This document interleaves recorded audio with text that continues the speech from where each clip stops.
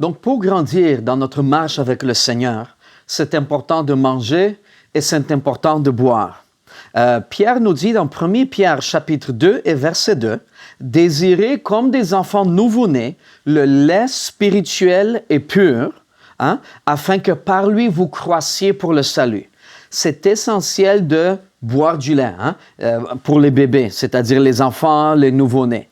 Pour ceux qui ont des bébés, des nouveau-nés, peut-être certains des auditeurs, vous avez un bébé, peut-être même un nourrisson, peut-être qui est en train de pleurer en ce moment, ou une maman est en train de nourrir un nourrisson. Vous comprenez que les nouveau-nés ont besoin de lait. Maintenant, quel est le lait de la parole de Dieu? Okay? Il y a un seul Dieu qui t'aime, qui veut t'aider, qui veut que tu sois sauvé, qui veut que tu passes l'éternité avec lui, qui veut te bénir, qui veut bénir ta famille, qui veut vous diriger dans les voies de la sainteté avec lui. Ce sont les choses faciles à croire dans la parole de Dieu, qu'il ne va jamais te laisser ni t'abandonner. Okay? Mais on ne peut pas vivre sur du lait. Si un nourrisson boit du lait, c'est normal. Okay? Mais si quelqu'un de 20 ans est en train de se nourrir uniquement du lait, il y a un problème. Et donc, quand nous grandissons avec Dieu, le lait n'est plus suffisant. Et donc, dans Hébreux, chapitre 5, verset 14, la Bible dit « Mais la nourriture solide est pour les hommes faits et pour ceux dont le jugement est exercé par l'usage à discerner ce qui est bien et ce qui est mal. » En général, d'après ce que je sais, c'est que les dents chez le nourrisson vont pousser parallèle au... comment je peux expliquer? À l'estomac, quand les dents vont pousser, ça dit que l'estomac est prêt à recevoir de la nourriture solide.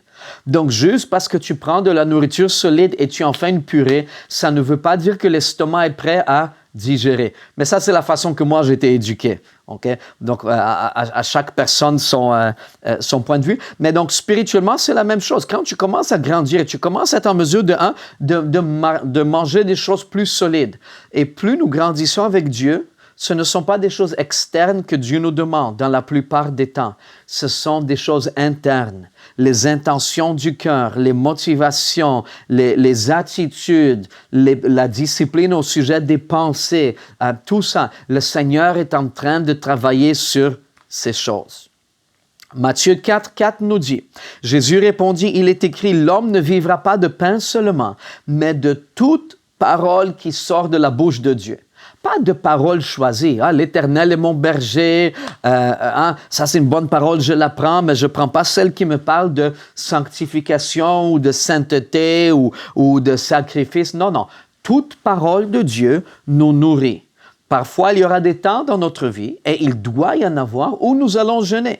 Et c'est bon d'avoir une discipline chaque semaine où nous jeûnons. Je viens d'une église où chaque semaine, nous jeûnons 24 heures.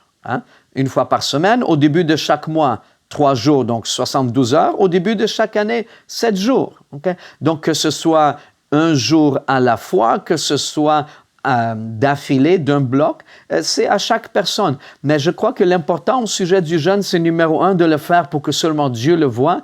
Et numéro 2, comme David a dit, je n'offrirai pas à Dieu ce qui ne m'a rien coûté. Donc, c'est important que ça nous coûte quelque chose. Si toi, tu as de la peine à sauter un repas, ça devient un sacrifice. Et le sacrifice est le langage de l'amour.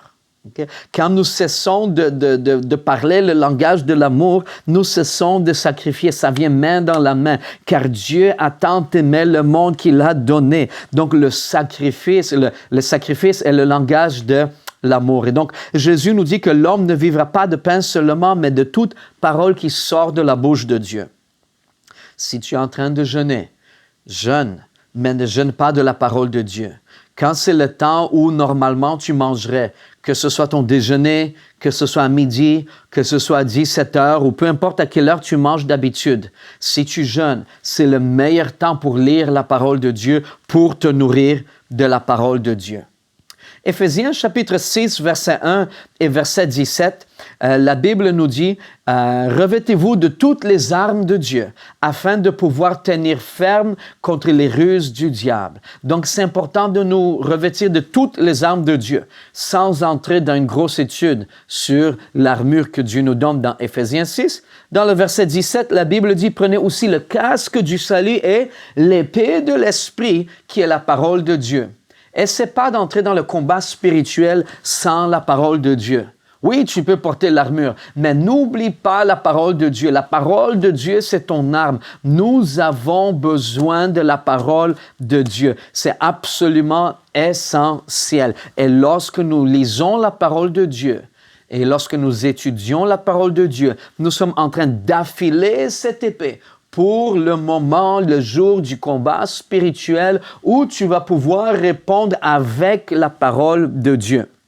Quand Satan a tenté Jésus après ses 40 jours de jeûne, alléluia, le Seigneur n'a pas répondu n'importe quoi. Le Seigneur s'est servi de la parole de Dieu pour répondre à l'ennemi. Et quand l'ennemi vient te déranger au milieu de la nuit, quand il ne te permet pas de dormir ou il dérange ta famille, peu importe, sers-toi de la parole de Dieu et du nom du Seigneur Jésus-Christ. La Bible nous dit dans Apocalypse, car ils l'ont vaincu par le sang de l'agneau et la parole de leur témoignage. Et quel privilège que Dieu nous accorde de lire sa parole. Et j'ai un témoignage puissant, un ami à moi qui est ministre, sa famille vient d'un certain lieu dans le monde et sa maman ne savait pas comment lire ni écrire. Okay? Mais elle avait tellement faim pour la parole de Dieu, elle était assoiffée pour l'Esprit de Dieu, duquel elle était remplie.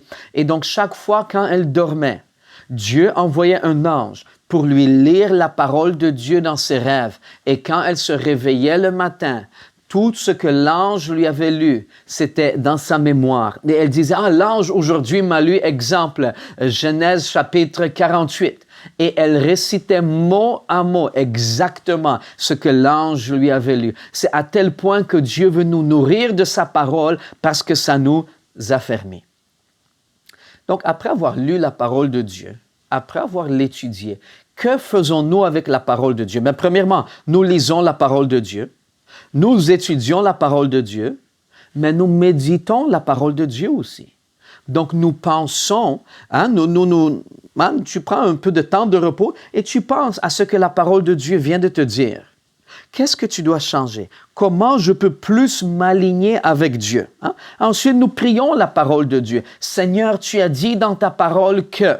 3 petits points. Donc, tu prends la parole et tu la ramènes au Seigneur. Okay? La science est très exacte dans ses détails. La Bible souligne beaucoup de domaines, de disciplines scientifiques et elle est hyper exacte dans ses détails. Dans la botanique, par exemple, la Bible ou l'Ancien Testament mentionne plus de 250 types de plantes. Et les botanistes affirment que chaque remarque biblique concernant les plantes est totalement exacte.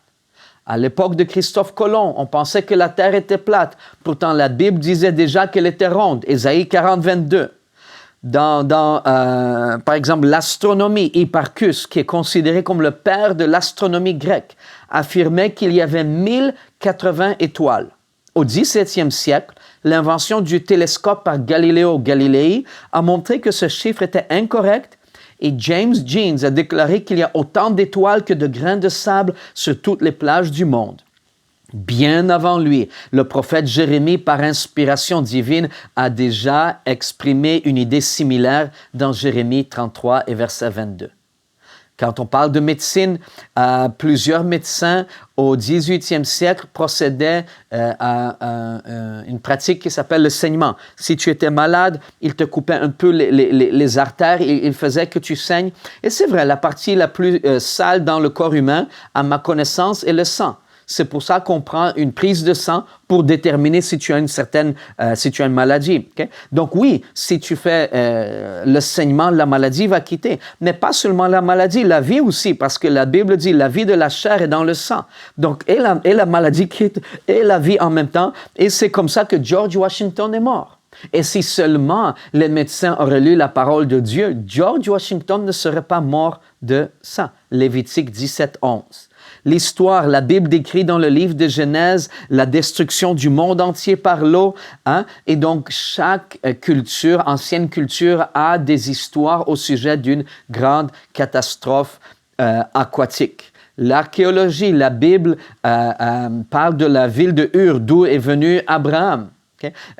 Abraham n'était pas un culte, il est venu d'une société très avancée et ils ont découvert des documents de transport, donc des documents, des connaissements, des factures, des lettres de crédit, des dossiers judiciaires, des registres d'impôts. C'est quelque chose d'extraordinaire. Même si la Bible parle de tous ces domaines qui sont extraordinaires, en premier plan et avant tout, la Bible est un livre spirituel. Et c'est important de se rappeler que la Bible est spirituelle, okay? Et de la traiter comme telle. Okay? C'est le livre le plus vendu au monde, le moins connu et le moins lu. Mais ma prière pour toi, mon cher auditeur, c'est qu'après avoir commencé cette étude biblique, tu vas continuer dans les sessions qui vont continuer et tu vas prendre goût à la parole de Dieu. Tu vas tomber en amour avec la parole de Dieu et que le Seigneur va te diriger, que le Seigneur va te bénir toi et ta famille et tous les siens et que le Seigneur va envoyer le réveil partout où, là où tu te trouves. Alléluia. Un dernier point ou deux derniers points. Quand je lis la Bible, si tu n'as jamais lu la Bible, par où commencer? Premièrement, personnellement, je crois qu'il faut commencer là où Dieu a commencé. Et Dieu a commencé au commencement, c'est-à-dire dans Genèse 1 et verset 1. Parce que l'Ancien Testament, ou si tu veux, la Torah nous amène vers Christ. Donc, c'est important de commencer vers le guide qui te pointe vers Christ. Tu sais, maintenant, la vie devient de plus en plus occupée. La vie est de plus en plus chère, l'économie est difficile, les gens ont tendance à plus travailler, avoir plus d'activités pour survivre. Tu n'auras jamais le temps de lire la parole de Dieu. C'est essentiel que tu te disciplines, tu te fais 1 heure chaque jour, tu prends ton téléphone, un rappel chaque jour, c'est mon temps de prier, c'est mon temps de lire la parole de Dieu. Et quand tu le fais, tu vas découvrir une marche avec Dieu de plus en plus profonde. Et Dieu va te nourrir. Et il va te montrer les choses que œil n'a vues, que oreille n'a entendues, qui ne sont point entrées dans le cœur de l'homme, les choses que Dieu a préparées. Temps passé, Dieu a déjà préparé des choses pour ceux qui l'aiment. Et quand nous aimons Dieu, nous voulons passer du temps en prière et nous voulons passer du temps dans la parole de Dieu. Donc, ce n'est pas assez de dire au Seigneur, « Seigneur, je t'aime », mais c'est le temps de montrer au Seigneur par nos actions que nous l'aimons. Que Dieu vous bénisse et on se revoit dans la prochaine leçon.